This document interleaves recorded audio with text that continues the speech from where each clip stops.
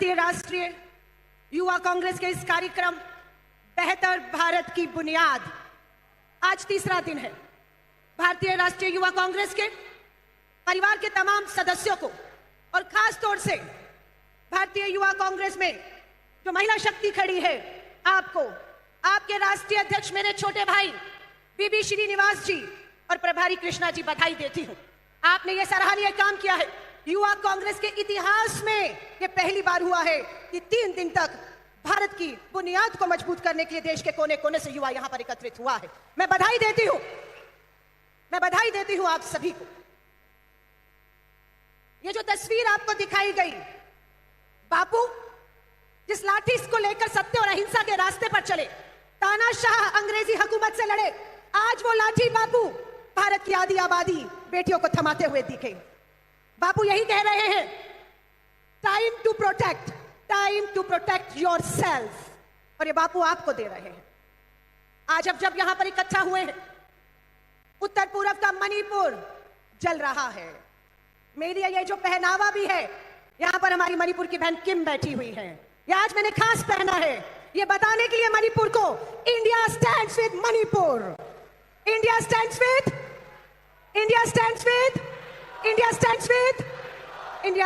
With Manipur. एहसास हमें आज यहां से मणिपुर की एक एक बहन बेटी को दिलाना होगा।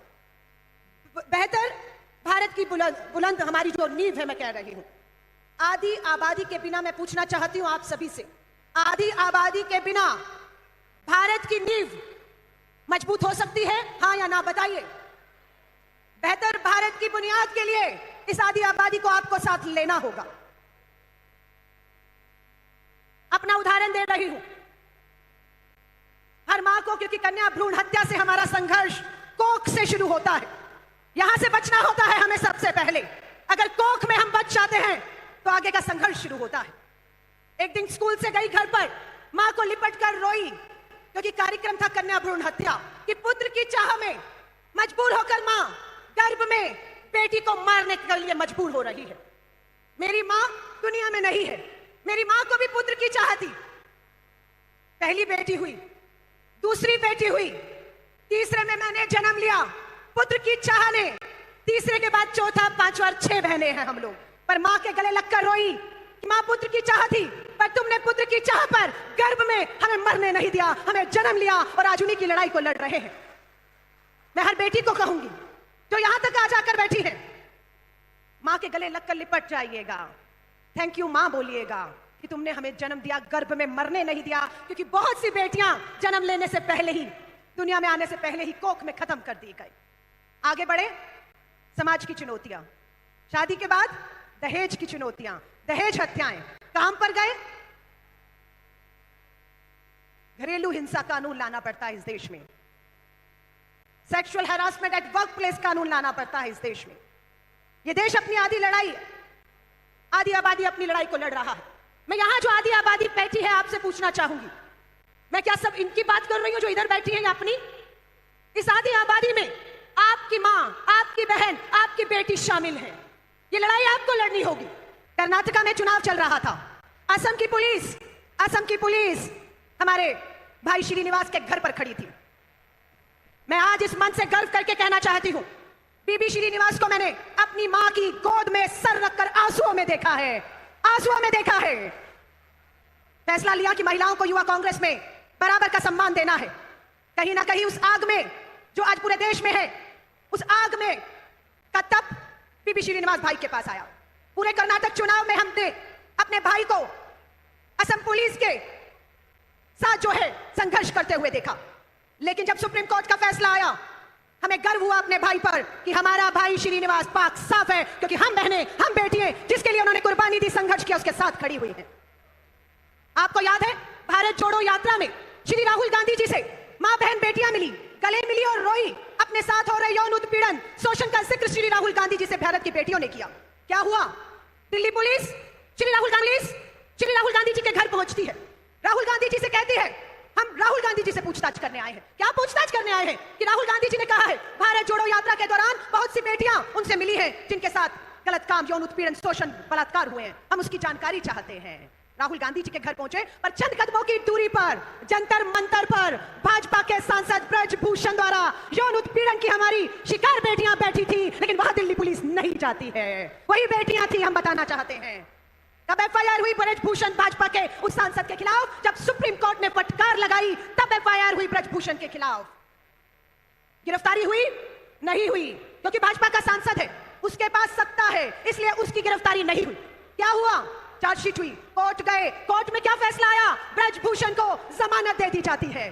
क्यों जमानत दे दी गई? कारण दिल्ली पुलिस ने कोर्ट में जाकर जमानत का विरोध करना जरूरी नहीं समझा, क्योंकि वो दिल्ली पुलिस देश के तानाशाह अमित शाह के अधीन है, इसलिए उन्होंने उस केस में कुछ नहीं बोला।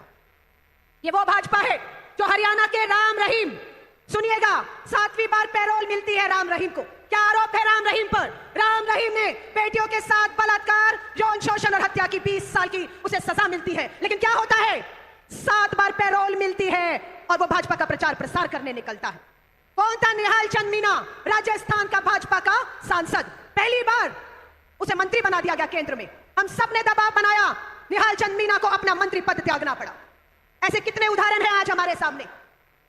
आज मणिपुर चल रहा है, मणिपुर का जिक्र जब संसद में, उम्मीद की कि देश के प्रधानमंत्री जी आइए संसद में। आप मणिपुर नहीं गए, आप संसद में तो आ जाइए, जहां पर मणिपुर की बहनों के साथ जो अपराध हुआ है उस पर हम बात करें, उनके जख्मों पर मलहम लगाए और उन्हें न्याय दिलाए। पर प्रधानमंत्री मोदी जी चर्चा में भाग लेने की बजाय चर्चा से भाग रहे हैं।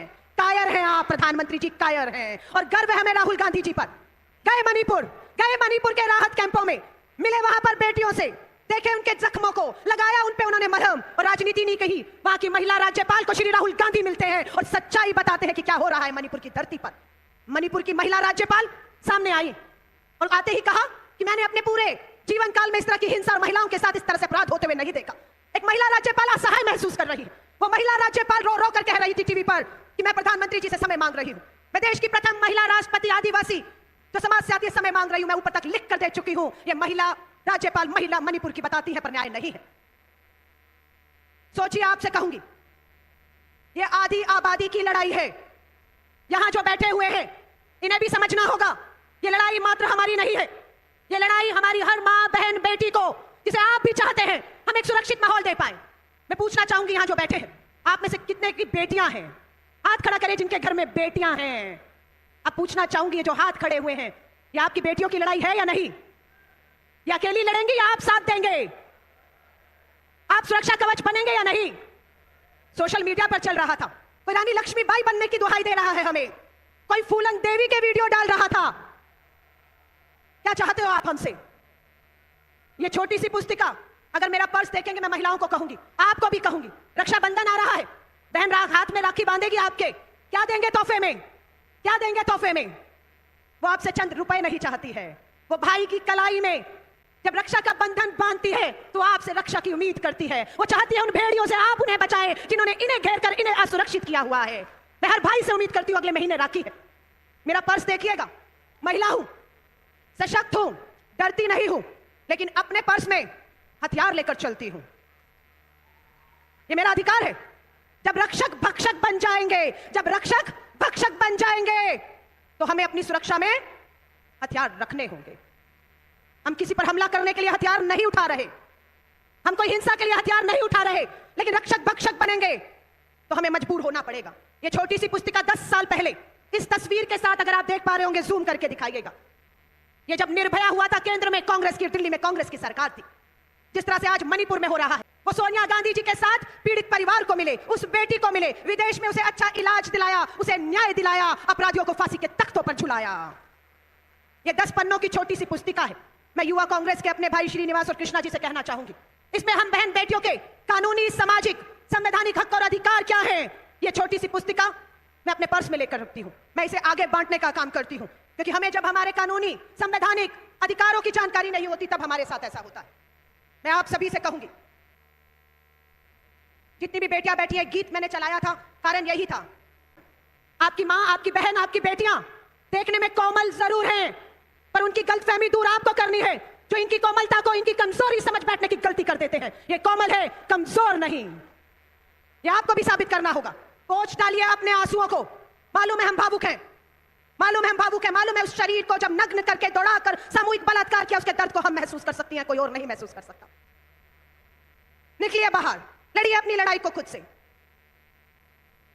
यहां पूरी नारी शक्ति पहली लाइन में बैठी हुई है आप सबको ताकत देने के लिए, लेकिन मैं आपसे जाते जाते सिर्फ यही कहना चाहूंगी, कल फिर इंडिया बैनर के नीचे 26 राजनीतिक दल जो है वो मणिपुर की धरती पर जा रहे हैं, और गर्व होता है बताते हुए उस 26 राजनीतिक दलों के डेलीगेशन में हमारे नेता राहुल गांधी दूसरी बार मणिपुर की धरती पर जा रहे हैं, उस धरती पर जहां पर देश के प्रधानमंत्री को जाना चाहिए था। वो फ्रांस जाते हैं, अमेरिका जाते हैं, चुनावी राज्यों में जाते हैं, पर वो मणिपुर नहीं जाते हैं।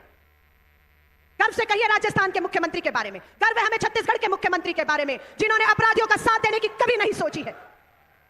आज कहती है स्मृति ईरानी मणिपुर छत्तीसगढ़ पर चुप क्यों है हम? लानत है, शर्म आती है तुम पर, महिला मंत्री होकर संसद में खड़ी होकर मणिपुर चुप रहती हो और छत्तीसगढ़ राजस्थान पर बात करती हो। गर्व है हमें अपने मुख्यमंत्रियों पर, गर्व है हमें हमारी सरकार पर, गर्व है राजस्थान जिसने 12 बलात्कारियों को 4 साल में फांसी के तख्तों पर झुला दिया है। रुकेगा नहीं ये, हमारा प्रण है, हमारी कसम है, इस आबादी को हम सुरक्षित करके यहां से दिखाएंगे। मैं अंतिम 2 शब्द कहकर इजाजत लूंगी। सुनिएगा एक एक पंक्ति को और बता दीजिएगा जिनको गलतफहमी है। हिंद की है नारियां, बोलिए पीछे, हिंद की है नारियां, हिंद की है नारियां, जलती चिंगारियां, जलती चिंगारियां, समझे ना कोई हमें फूलों की क्यारियां, हिंद की है नारियां, जलती चिंगारियां। इन्हीं शब्दों के साथ अपनी हर बेटी को, मां हूं, बेटा है, बेटी नहीं है, पर दर्द महसूस होता है, बेटियों को दर्द महसूस होता है। बनिए ताकत, बहुत बहुत शुभकामनाएं। देश भर से आए भारतीय राष्ट्रीय युवा कांग्रेस के एक एक सदस्य जो यहां पर बैठे, जिन्होंने सुना, और फिर जाते जाते कह रही हूं, राखी के त्योहार पर अपनी बहनों को क्या तोहफा देना है ये आप तय करके जाइएगा। और एक बार फिर से युवा कांग्रेस के परिवार का एक एक सदस्य जो यहां पर है, नाम नहीं ले पा रही हूं, बधाई देती हूं आपको इस कामयाब जो आपने बेहतर भारत की बुलंद इमारत मजबूत यहां पर बनाने का प्रण लिया, उसके लिए शुभकामनाएं। 24 की जंग हमारे सामने खड़ी है। उम्मीद है हम 5 राज्यों के चुनावों में जो जा रहे हैं, राजस्थान, मध्य प्रदेश, छत्तीसगढ़, तेलंगाना, मिजोरम के बाद 24 की जंग भी हम आदि आबादी इनके साथ लड़कर पूरी जीत कर आएंगे। शुभकामनाएं। जय हिंद, जय भारत।